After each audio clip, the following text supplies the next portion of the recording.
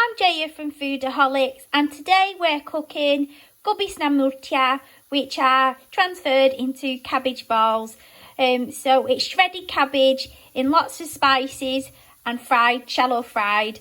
Hope you enjoy. Thanks, bye. So we're going to make Kobi Muthia, which basically means cabbage balls.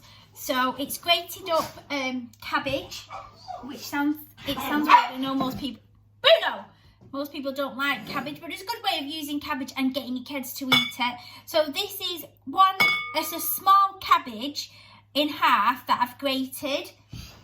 I've got some chickpea flour. I've got some chapati flour here as well. There's probably about 3 tablespoons of each. Obviously then I've got my cabbage. I've also got coriander chopped up, and I've also got methi spinach. So it's a different type of spinach that you get, and you can get it from most Asian supermarkets. I'll be honest with you, I haven't seen it in the actual supermarkets, like this local superstores, but you can get it from any of the Asian supermarkets. So we're going to start by putting the flours in the bowl. That's the chapati flour, that's the chickpea flour, and what I'm also going to be using is coarse semolina. I'm going to use the same amount as what I have done with all the others, so it's just about 3 tablespoons of that. Maybe a little bit less of the coarse semolina. I've done about 2.5 there. I'm going to add in my shredded cabbage. Please ignore the dogs. I'm going to add in my spinach nibaji, methi spinach, not spinach nibaji, methi nibaji. So it's spinach, but it's a different type of spinach called methi. So I'm going to add that in. I'm going to add in my coriander.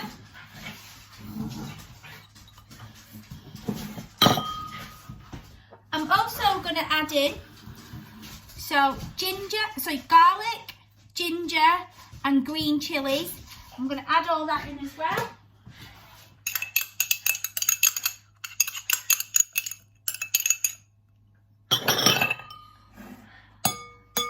I'm going to add in some salt. Try not to add in too much salt because we are going to taste this before we mix it, after we mixed it, before we fry them all up. Some ground coriander, some ground cumin,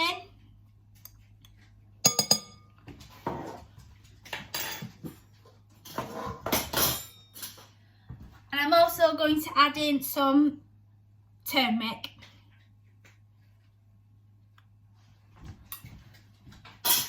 Now again, I'm going to use rice bran oil because we're going to be shallow frying these. So because I'm frying it with this oil, I'm actually going to put it into the actual mixture itself, and about a tablespoon of that as well. And now it's time to get your hands nice and dirty and mix it all together. Just mix it all together into like a dough. As you can see here, it's coming together quite nicely. You don't need to add any water in because the cabbage is quite wet. You don't need to add any water in. If you add water in, it will make it go too sticky and you won't be able to make it into balls. So mix that all together until it comes together. Not so much a dough, but you can mash them up into little balls. So just keep giving that a good stir with your hands. Your hands are going to smell gorgeous by the end of it. So it's starting to come together quite nicely. As you can see, it's getting to the point where I can actually make it into a nice ball. So we're going to put this together. Make sure you get all the flour in, all the semolina and all the spices are mixed in, so you can create it into little balls. So these have it's come together quite nicely now. So what I'm going to do, seeing as my hands are already dirty, I'm just going to make them into little balls, just like that, little sausage-shaped balls. You can make them as big or as small as you want. I'm just going to make them into little balls like that and put them on a plate. This is the boring part of it. Now at this stage you can actually taste it, just so you know the flavourings, like if the salt's right, if you need any more garlic, ginger, whatever.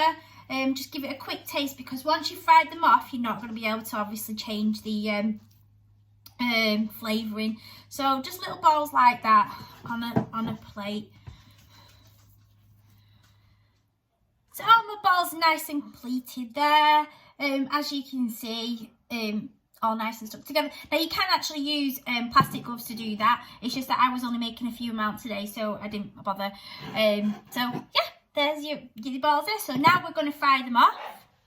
So I've got a frying pan here. I'm going to shallow fry them. I've again put rice bran oil in because it has a high heat point. So I'm going to get that up to temperature. To check if the temperature is done, just drop in a little bit of the thingy, but just give it a few more minutes. So my oil's come up to temperature now. I'm going to drop my balls in. Please be careful when you're doing these. Put these in quickly. Now we don't want these to burn straight away. So try to keep, we don't want them to stew. So just put in a few in at a time. Probably get a few more than that. If you need to turn the oil, if you need to turn the temperature down, then turn the temperature down. Do you know what? I can get all of these in today. Now we want to cook these on all sides. They will need turning over at some point, so just let them cook over on this side now. So that's great. These will take about 4 or 5 minutes on each side. So just going to check on them, see if I need to turn them over. Ah, yeah, there we go, nice over. So turn them all over onto the other side. Like that. Please be careful, obviously, make sure that the oil doesn't spit back at you. So I've turned them all over now. These are smelling amazing. What I've also done is I've got a pan here with nothing in it. I've put it on a very, very low setting, because once they've cooked here, I'm going to transfer them over into here just for a couple of minutes, just to keep them warm. And if there's anything that isn't cooked inside, it will just cook them off. Going to check on them again now, maybe turn them back over again, see how they're doing on the other side. Oh, these are smelling delicious. Do you know what? These are a delicacy in an Indian household. Whenever we have people around for dinner, my mum always used to make these, and I got good at making them, and she used to ask me to do them. Felt quite honoured, really. But they're so easy, so simple, and everyone loves them, especially kids. And they don't even know whether they're eating healthy food. When I say healthy food, I'm talking about vegetables. So turn them over nicely, let them cook on the other side. So these are starting to look really, really nice. Any that you think that are done, just take them off and put them in the pan. I think, nope, a few more minutes. Won't be long. Getting the kids involved in making the balls is a good way of getting them to know what they're eating and how to cook, because I used to like doing this with my mum. Couple more minutes. We don't want to burn them, we just want to give them a little bit of a colour, because it doesn't take long to cook. So as you can see, a couple of these have been done really, really, really well, like you can see there. So I'm going to pop them in there. One's done. Just add the ones that are a little bit well done, just to keep them warm while the others are doing.